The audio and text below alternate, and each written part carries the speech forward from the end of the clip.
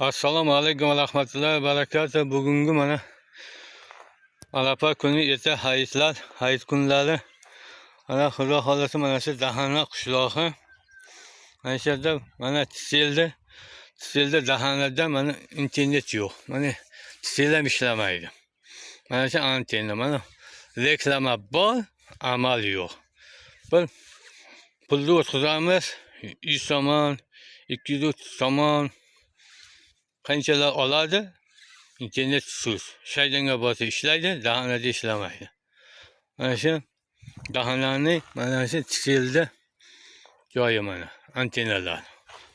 Faqat nomiga ko'rsatib qo'ygan, bu o'zi ishlamaydi mana. Antenna yo'q. Bu 2 kundan beri svet yo'q. Svet kelsa, o'zi 1 yildan beridan oshiq. 1 yildan beri mana shu yerda mana shu Tisel ishlamaydi. İnternet yo'q, sus.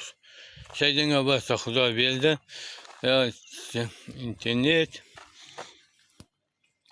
boshqa telefon ham, samoncom ham, Tisel ham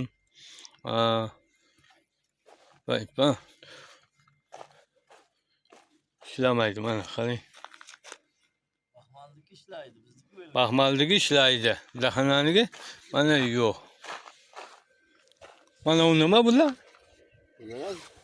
Tisel eko'ya. Eko'ya mana Tisel, mana u ham Tiselga qaraydi. Mana shu Dahanani qishloqlarida bolalardan bittasi mana Dahana qishlog'i mana. Bu joylar jannat. Mana toza havo.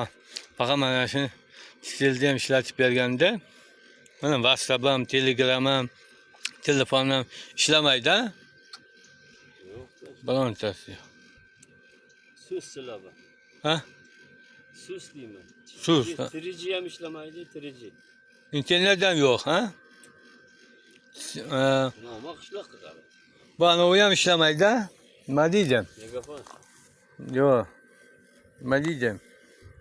WhatsApp, Telegram. İnternet yo'q, ishlamaydi. Mana shu Dahana qishlog'i mana. Bu Dahanani boshi u tomoni mana qabriston.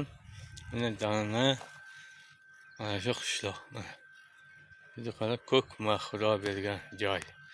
Bu joy jannati shu. Tiselimizda ham ishlatib berganda zo'r bo'lardi, internet ishlaganda. Shu ishlasa o'zlariga yaxshi, o'zlariga foyda. Oylikda olib yeb yotmasdan qarasin.